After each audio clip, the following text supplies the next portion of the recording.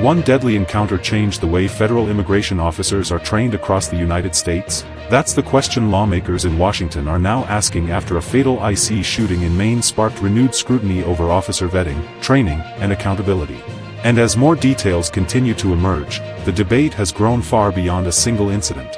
The controversy centers on the July 13 shooting of 25-year-old Colombian immigrant Johan Sebastián Duran Guerrero in Biddeford, Maine. According to the Department of Homeland Security, ICE agents were conducting surveillance connected to another individual with a final order of removal when they attempted to stop a vehicle driven by Duran Guerrero. DHS says the vehicle tried to flee, and an officer fired his weapon out of concern for public safety. Duran Guerrero later died from his injuries. Multiple investigations, including reviews by the FBI, the Department of Homeland Security's Office of Inspector General, and the Maine Attorney General's office, remain ongoing. But that's only where the story begins. Democratic lawmakers are now demanding records related to the officer involved, including details about his hiring process, background screening, and training. Representative Robert Garcia and Senator Richard Blumenthal sent a letter to federal training officials asking whether the officer completed a shortened training program that had been introduced during ICE's recent hiring expansion. They're also seeking documents related to the shooting investigation and the officer's qualifications before entering the field. The questions intensified after an Associated Press investigation identified the officer as David Brulette, citing family members and public records that described a history of alleged violent behavior and mental health struggles. Those reports have not been confirmed by DHS, which has not officially released the officer's identity and has argued that identifying ICE personnel publicly could place officers and their families at risk. The department also says every applicant goes through established personnel vetting procedures before being hired. Even some officials within the Trump administration have acknowledged the seriousness of the concerns. Border Czar Tom Homan said publicly that if reports about the officer's background prove accurate, he believes the individual should not have passed the vetting process. Homan also confirmed that DHS is reviewing its hiring procedures following the incident. That admission has added another layer to an already heated national discussion. What makes this case especially significant is that it came less than a week after another fatal ICE shooting in Houston involving Mexican immigrant Lorenzo Salgado Araujo.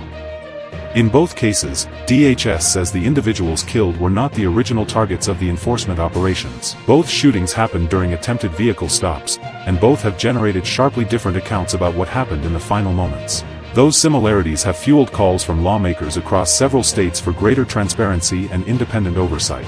The broader issue now extends beyond these two cases. Earlier this year, a former ICE instructor turned whistleblower testified before Congress that parts of the agency's training system had become deficient, defective. Separately, ICE had already announced it was ending a condensed training curriculum that had been created during a rapid hiring push and requiring additional instruction for officers who completed that shorter program. Whether the officer involved in the Maine shooting participated in that curriculum remains one of the questions lawmakers want answered. Meanwhile, public reaction has been intense. Tests were held in Maine following the shooting, while elected officials from both parties have called for a thorough investigation. Some lawmakers are pushing for major reforms to ICE, while others are emphasizing the need for body cameras, improved de-escalation training, and stronger hiring standards rather than broader structural changes. ICE has also moved toward requiring body-worn cameras during vehicle stops, though questions remain about how quickly those policies will be fully implemented. For now, many of the biggest questions remain unanswered. Investigators are still working to determine exactly what happened during the encounter in Biddeford.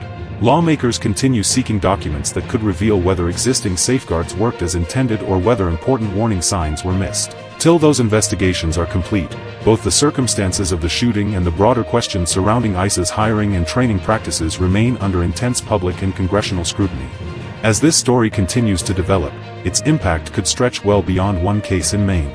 The findings could influence future immigration enforcement policies, officer training standards, and congressional oversight of one of the nation's most closely watched federal agencies. We'll continue following the investigation and bring you any major developments as they happen. If you found this update helpful, don't forget to like the video, subscribe to Prime Wire, and turn on notifications so you never miss the latest news. Thanks for watching.